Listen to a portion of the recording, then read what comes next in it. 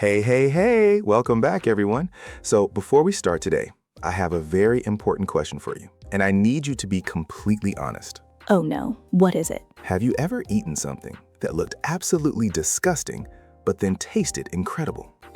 Oh my goodness, yes, 100% yes. Right? And that moment where your brain is saying, no, no, no, but your mouth is saying, wait. Actually, yes. That moment is what today's episode is all about. I love it because food is not just about eating, is it? It's about culture, it's about identity, it's about who you are and where you come from. Exactly. Food is one of the most powerful windows into a culture. And today, Sarah and I are going to talk all about food culture in English, the vocabulary, the expressions, the stories, the funny moments. And maybe a few embarrassing food moments too. Definitely a few embarrassing ones. So if you're someone who loves food, loves learning English, or just loves a good conversation, this episode is made for you. Stay with us. Let's get into it. Okay, Michael, I want to start with something I always say. I always say, tell me what you eat and I'll tell you who you are. Do you agree with that? Completely. I think food is deeply personal. Like it's connected to your memories, your family, your childhood, your culture. When I smell certain dishes, certain smells, I'm immediately taken back to my grandmother's kitchen. Oh, I know exactly what you mean. That's called a sense memory, right? When a smell or a taste brings back a memory instantly. Yes, a sense memory. Or sometimes people say a food takes you back. Like, that dish takes me back to my childhood. It's a beautiful expression because it really captures how powerful food is emotionally. So let's talk about that. When we say food culture, what do we actually mean? Because it's a big phrase. Right. So food culture refers to the customs, traditions, habits, and social rules around food in a particular society or community. It's not just what people eat. It's how they eat, when they eat, with whom they eat, and why. Exactly. For example, in some cultures, eating with your hands is completely normal and actually respectful. Yes, and in other cultures, eating with your hands at the dinner table might be considered rude or impolite. So the same action can mean completely different things depending on where you are. That's food culture. And this is why it's so important to understand food culture when you travel or meet people from different backgrounds, because food is one of the first places where misunderstandings can happen. Or where beautiful connections can happen. Absolutely. Food is actually one of the best icebreakers. And learners, icebreaker means something that helps people start a conversation or feel comfortable with each other. Food breaks the ice so well because everyone has a relationship with food. Everyone eats. It's universal. Even if the foods are different, the experience of sharing a meal is something all humans understand. Now, let's get practical. Let's talk about how to actually discuss food in English, because there's so much vocabulary and so many expressions that native speakers use that you might not find in a textbook. Oh, yes, and this is where it gets really interesting, right? Because when you're describing food in English, you go way beyond just delicious or tasty. Exactly. So let's build some vocabulary here. When we talk about taste, what are the main categories? Well, there's sweet, like chocolate or fruit, sour, like lemon or yogurt, salty, like chips or pretzels, bitter, like dark coffee or some vegetables, and umami. Umami, such a great word. And interestingly, it's originally a Japanese word that became part of English. It describes that deep, savory, rich flavor, like in mushrooms, aged cheese, or soy sauce. It's that flavor that makes you go, what is that? Like you can't quite name it, but it's deeply satisfying. Deeply satisfying. That's a great way to put it. Now, beyond just taste, English speakers also talk about texture a lot. The texture of food is how it feels in your mouth. Right, so food can be crunchy, crispy, chewy, tender, creamy, silky, smooth, flaky, mushy, or gooey. Gooey. I love gooey. Like a warm chocolate lava cake where the inside is just melted and gooey. Stop, I'm getting hungry. Sorry. But you see how these texture words make the description so much more vivid? If I just say the cake was good, that's fine. But if I say the cake was moist and fluffy with a gooey chocolate center, suddenly you can almost taste it. That's such a good point. Using specific descriptive language makes you sound much more fluent and natural in English, and it makes conversations about food so much more interesting. Now, let's talk about some expressions. Native English speakers love to use idioms and expressions related to food. And the beautiful thing is, many of these expressions are not actually about food at all. Right. Like, that's the best thing since sliced bread. That doesn't mean anyone is actually talking about bread. Exactly. The best thing since sliced bread is an expression that means something is very new, impressive, or innovative. Like, have you tried this new translation app?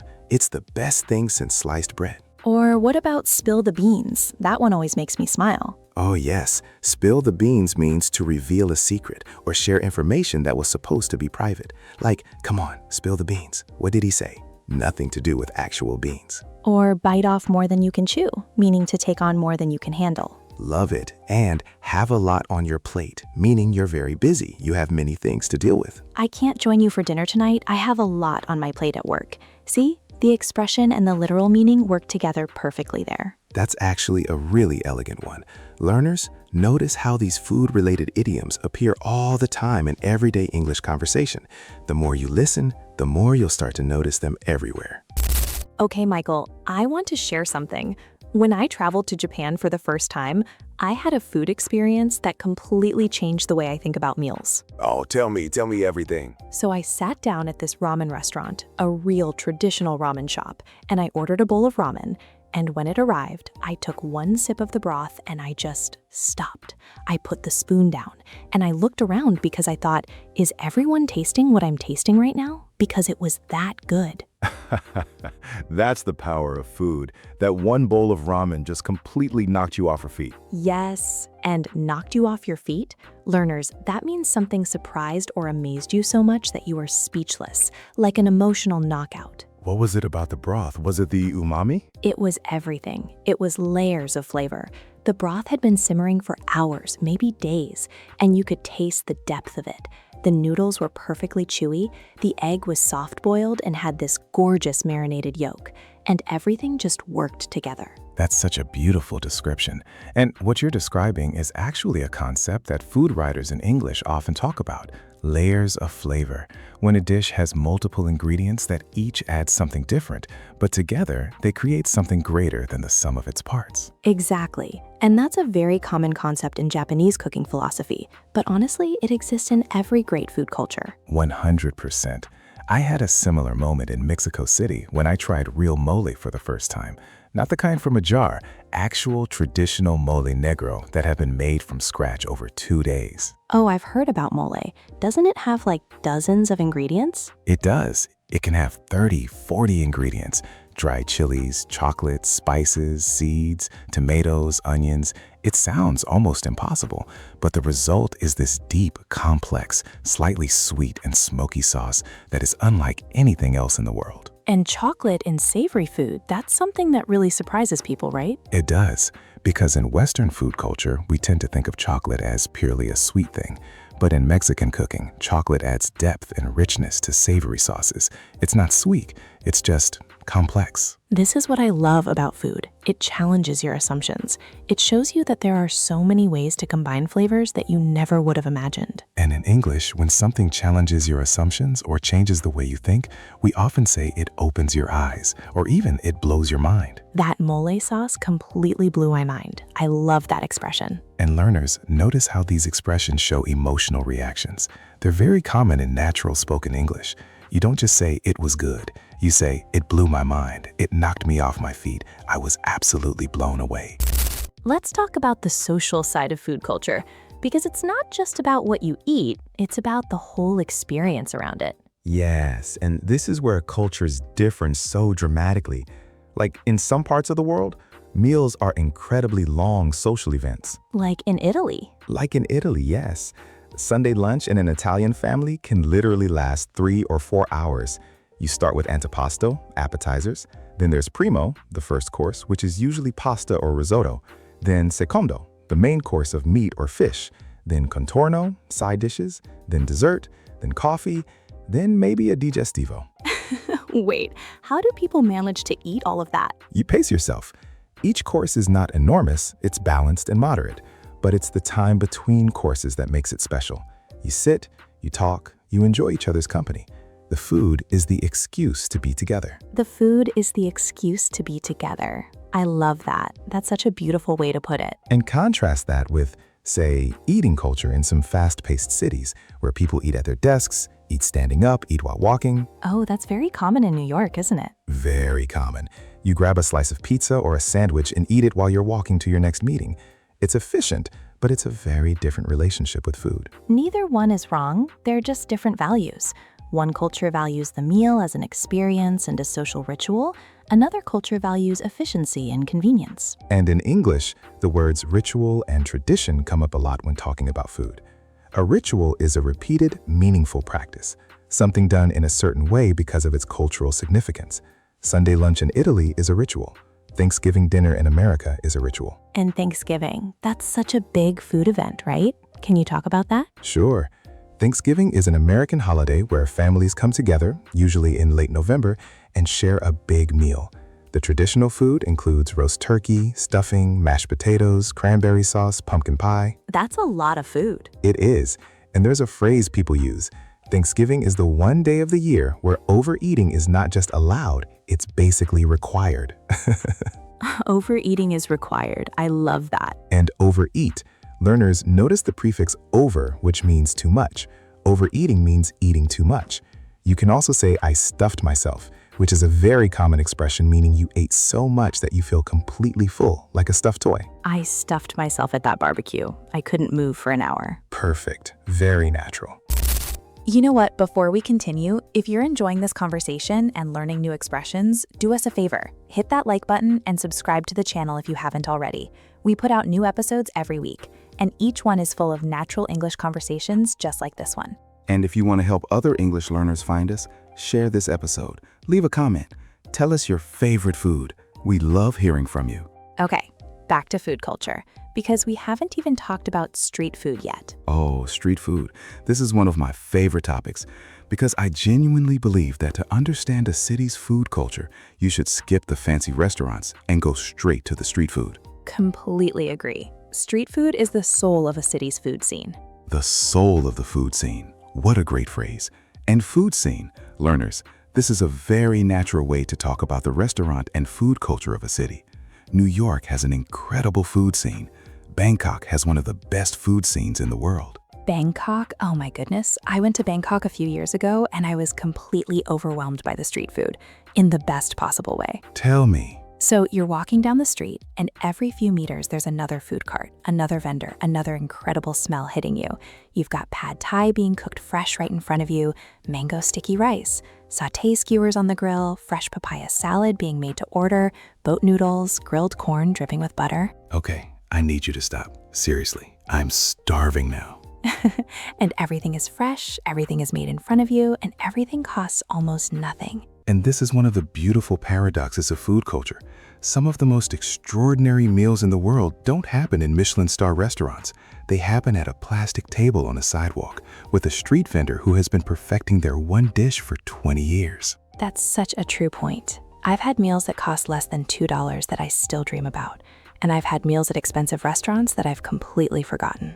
We've all had those. And the expression for a meal you still dream about, or any experience you still dream about, is, it lives rent-free in my head. Oh, I love that one. That bowl of ramen in Tokyo lives rent-free in my head. It means the memory is so strong that it just stays with you without asking permission. Exactly. It's such a modern, natural expression. Very common in casual English conversation today. Let's go a little deeper now, because food is so connected to family, right? To how we were raised, what we grew up eating. So connected. My grandmother used to make this one soup every Sunday. It was a simple soup, vegetables, a little meat, homemade bread on the side, nothing fancy. But the smell of that soup is one of my earliest and most comforting memories. And comforting, that's a word that comes up so much in food conversations. Comfort food. What is comfort food, Michael? Comfort food is food that makes you feel emotionally safe and warm. It's usually food connected to childhood or home. It's not necessarily the healthiest or most sophisticated food. It's the food that makes you feel okay when you're sad or tired or stressed. So for someone from the US, comfort food might be macaroni and cheese or chicken pot pie. Exactly. For someone from Japan, it might be ochazuke, rice with green tea poured over it. For someone from Nigeria, it might be jollof rice and fried plantain. And the fascinating thing is, almost every culture has its version of comfort food. The dishes are completely different, but the emotional role they play is exactly the same. Universal comfort through food. I think that's a really beautiful thing about being human. Now, let's talk about something that's a little sensitive. What happens when food from one culture becomes very popular in another culture? Like, what happens with fusion food? This is a conversation that people have very passionately. Very passionately is right. Some people love it, some people hate it. So, fusion food is when elements from two or more culinary traditions are combined to create something new, like Korean-Mexican fusion, Korean barbecue tacos, for example, or Japanese-Peruvian fusion, which is a whole actual cuisine called Nikkei. And some people love fusion because it's creative and innovative. It introduces people to new flavors. It keeps cuisine evolving. But others feel that fusion can sometimes oversimplify or misrepresent a culture's food. Like if someone takes a traditional dish and changes it so much that it no longer reflects its origins, some people feel that's disrespectful. There's even a word for it now: culinary appropriation, taking food from a culture without understanding or respecting its context. It's a nuanced conversation. And in English, when something is nuanced, it means it's not simply black and white. There are many different perspectives and layers to it. I think the key is intention and respect, right? If you approach another culture's food with curiosity, humility, and respect, that's different from just taking something and stripping away its meaning. Absolutely. And honestly, food has always traveled. Food has always crossed borders. Tomatoes are originally from the Americas, but now they're in Italian, Spanish, and Indian cooking. Chili peppers, also originally from the Americas, but now they're everywhere. So food has always been a conversation between cultures. Always. Food doesn't have a passport. It just travels. Let's do something practical now. Let's imagine you're at a dinner party or you're traveling and someone offers you food you've never tried before. How do you talk about food naturally in English in those social situations? Great idea.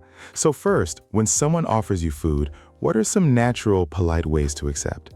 You could say, "That looks amazing. I'd love to try some." Or, "I'm definitely up for that." Or simply, "Yes, please. I've been looking forward to trying this." And if you're not sure about something, you can say, "I've never had this before, but I'm willing to give it a go." Give it a go means to try something. It's a very common British and Australian expression, but widely understood everywhere. Or, "I'm adventurous when it comes to food," meaning you're open to trying new things. And if something is delicious, go beyond good or tasty. You can say, "This is out of this world. This is absolutely divine. I'm obsessed with this. I can't get enough of this. This is incredible. What's in it?" Oh, what's in it? That's such a natural question. Native speakers ask that all the time. And it opens up a great conversation, because when you ask someone what's in a dish, they often share a story or a memory connected to it. What about if something is not to your taste? How do you politely decline or express that you don't enjoy something? This is important because being polite about food is a real social skill. You can say, "It's interesting, it's just not quite my thing." Or, "I appreciate you sharing this, it's just not for me." Or even, "I can see why people love this, it's just a bit too spicy for me personally." The key is to always acknowledge the food and the gesture. Even if you don't like something, recognize that someone put effort into making it or sharing it. Exactly. And never, ever say that's disgusting about someone's cultural food. That's one of the most offensive things you can do in any culture. Absolutely. Be curious, be respectful, be open-minded. Those three things will take you very far in any food culture. Okay, let's do a quick vocabulary roundup of some of the best expressions and phrases we've used today, because there were so many good ones.